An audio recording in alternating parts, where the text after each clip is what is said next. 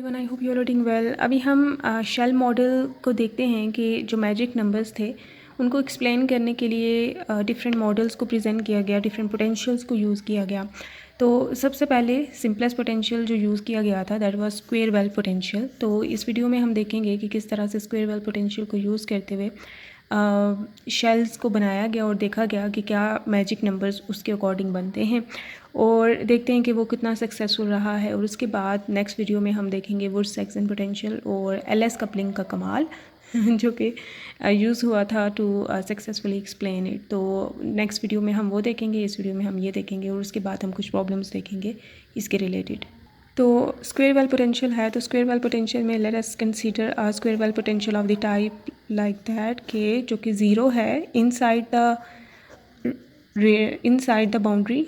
ठीक है, अगर ये अगर हम ड्रॉ करें, ठीक है, तो लेट्स से ये बाउंड्री है न्यूक्लियस की रेडियस आर पे। ठीक है, न्यूक्लियस के अंदर जो है ये पोटेंशियल ज़ीरो है,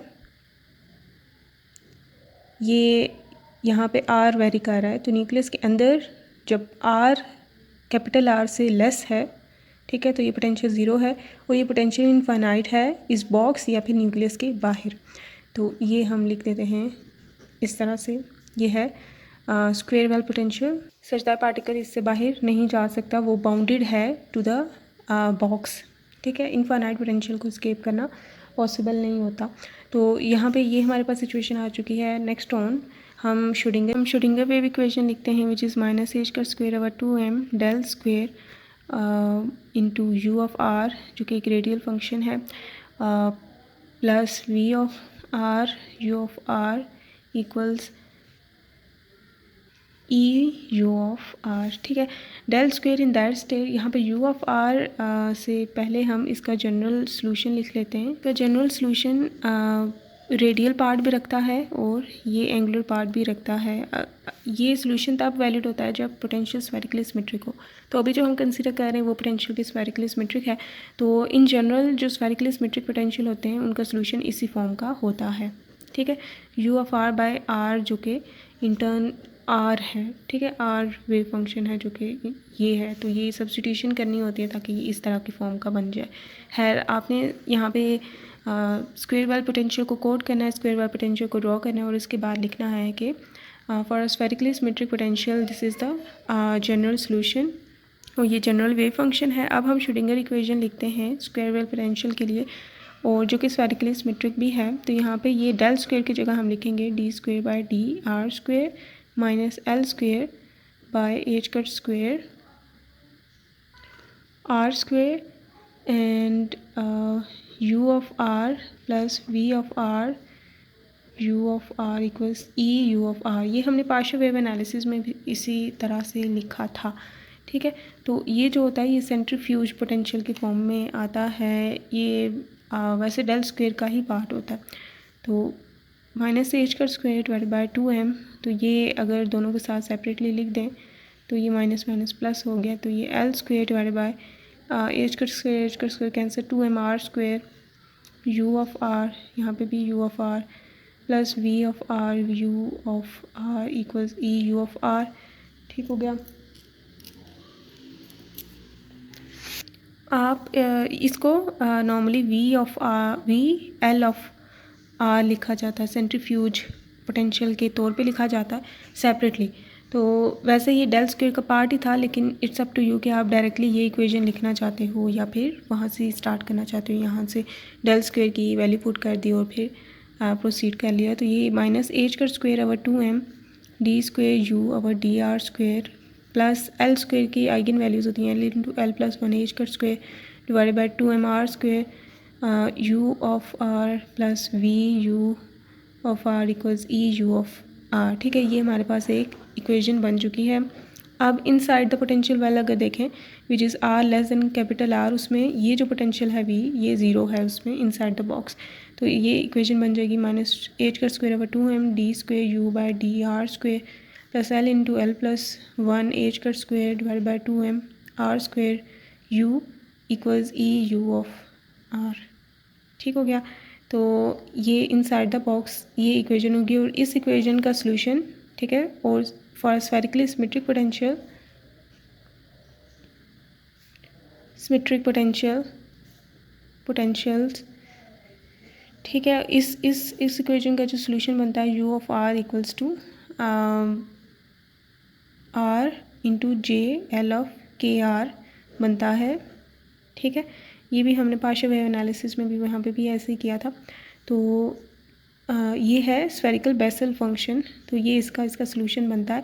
तो अब अगर हमें एनर्जी आइगन वैल्यूज़ चाहिए ना, ई की वैल्यूज़ चाहिए, तो वो ई की वैल्यूज़ हमें पता चलेंगी by using the boundary condition, जिसमें क्या हो जाएगा कि बाउंड्री क्या है, u ऑफ ज़ीरो पे ये वेव फंक्शन ज़ीरो होना चाहिए, और दूसरी बाउंड्री क्या है, r is equals to capital R है, उस पर भी वेव फंक्शन ज़ीरो होना चाहिए, क्योंकि बाउंड्रीज़ पे वेव फंक्शन हमेशा नोड्स आते होते हैं। आप अंदर अगर पार्टिकल ने रहना है तो इसके लिए ज़रूरी है कि उसकी बाउंड्रीज़ पे जो शार्प बाउंड्रीज़ हैं वहाँ पे जो वेव फंक्शन है उसे वैनिश होना होता है। तो ये बाउंड्री कंडीशन है। और उसके बाद हमें for each value of L, यहाँ पे अगर u ऑफ r ये चीज़ अगर ज़ीरो के ऊपर पुट कर दें हम, तो ये क्या बन जाता है कि j l of k r it means it is equals to zero. तो यहाँ पे for each value of l is equals to अगर ज़ीरो लेंगे तो हमें के की कुछ वैल्यूज़ मिलेंगी, ठीक है। यहाँ पे एल ज़ीरो लेंगे तो ये मिलेगा j zero of k r. तो इसको जब सॉल्व करेंगे तो के की कुछ क्वांटाइज वैल्यूज़ मिलेंगी, हैंस क्वांटाइज एनर्जी वैल्यूज़ मिलेंगी। तो l is equals to zero के लिए हमें एन की कुछ वैल्यूज़ मिल जाएंगी करस्पॉन्डिंगली, लेट्स से ये हैं। इसी तरह अगर l is equals to one उसमें पुट करें j one of k r, उसके लिए सॉल्व करें इसको के के लिए, तो के की हमें कुछ वैल्यूज़ मिलेंगी, और के से हमें एनर्जी मिलती होती है एच का स्क्वायर के स्क्वायर ओवर 2 है। इसमें के डिटरमिन करता है एनर्जी आइगन वैल्यूज़ क्या होंगी, तो इसमें भी हमें एनर्जीज़ मिलती हैं। तो ये इस तरह करते करते हमें for each value of L बहुत सारी एनर्जी आइगन वैल्यूज़ मिलती हैं। तो यहाँ पे एन और एल का रिलेशन हम देख सकते हैं डिफरेंट है। वहाँ पे एन था, फॉर ईच एन हमने एल डिफाइन किए हुए थे, डिफरेंट स्टेट्स डिफाइन की हुई थी। यहाँ पे फॉर ईच एल बहुत सारी एन वैल्यूज़ डिफाइंड हुई हुई हैं, ठीक है। एक एल पे बहुत सारी एन वैल्यूज़ या एनर्जी आइगन वैल्यूज़ आ रही हैं। तो ये इस तरह की सिचुएशन है यहाँ पे। और इसके बाद अब हम यहाँ पे अगर हमने फाइंड आउट करना है कि फॉर ईच ये जो एनर्जी फंक्शंस हैं, इसके लिए देखा गया कि जो ऑर्बिटल्स की अरेंजमेंट बनती है वो क्या बनती है, वो बनती है 1s 1p 1d 2s 1d के बाद क्या आता है 1f 2p and so on, ठीक है। ये ऑर्बिटल्स की अरेंजमेंट बनती है। और अकॉर्डिंग टू दिस, ठीक है, ईच एल वैल्यू पे ईच जो एल वैल्यू है उसमें एम एल जो है हमें मैग्नेटिक क्वांटम मिलता है -l to l such that. तो अगर ईच न्यूक्लियन के लिए देखें कि वो कितने आ सकते हैं in a given shell in a given L state, ठीक है, एक ऑर्बिटल में, तो वो 2 × 2l+1 बनते हैं। 2l+1 ये मैग्नेटिक क्वांटम नंबर की वैल्यूज़ जो पॉसिबल तमाम बनती हैं, और उसमें स्पिन क्वांटम नंबर की 2 वैल्यूज़ भी आती हैं, जो फिर इसके जो टोटल नंबर है उससे मल्टीप्लाई बाय 2 करें तो हमें टोटल न्यूक्लियन नंबर मिल जाते हैं गिवन स्टेट में। तो इसकी अगर हम एक्सरसाइज आती है, एक्सरसाइज में कहा जाता है, ठीक है, प्रॉब्लम एक तरह की कही जाती है कि ड्रॉ द शेल इंक्लोजर्स। ये कहा जाता है कि what are the shell closures and the magic numbers predicted by square well potential.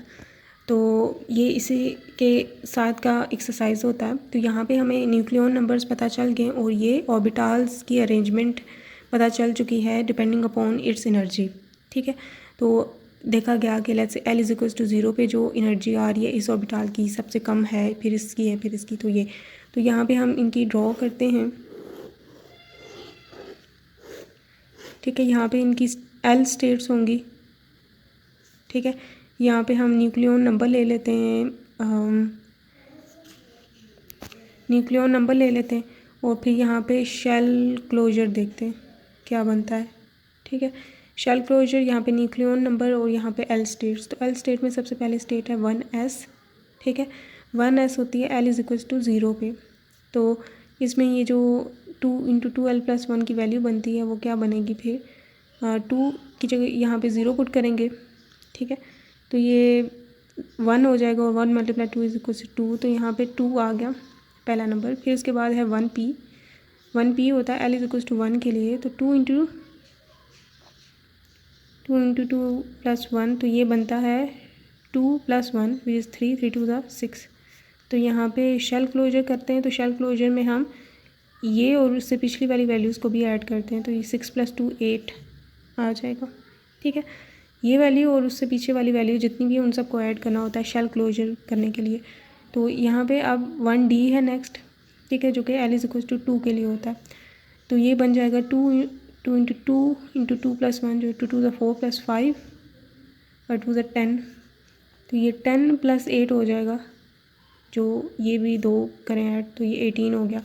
तो इसी तरह हम 2s करते हैं, तो ये L = 0 के लिए इसमें भी 2 आएंगे, तो ये 18 + 2 करेंगे तो ये 20 हो जाएगा। और फिर आता है 1f, ये होता है L = 3 के लिए, इसमें करें तो 2 × 3 = 6 + 1 7 और ये 14 बनते हैं। तो 20 और ये 14 करें तो ये बन जाएंगे 34।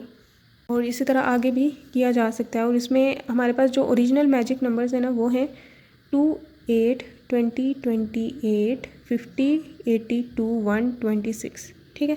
तो इसमें हम देख सकते हैं कि ये वाला मैजिक नंबर जस्टिफाई हो गया है, उसके बाद 8 वाला भी हो गया है, 20 वाला यहाँ पे जाके हुआ है, उसके बाद और कोई मैजिक नंबर जस्टिफाई नहीं हुआ बाय स्क्वायर वेल पोटेंशियल। तो ये फिर एक तरह का इसका फेलियर है कि ये जस्टिफाई नहीं कर पाया तमाम के तमाम मैजिक नंबर्स को।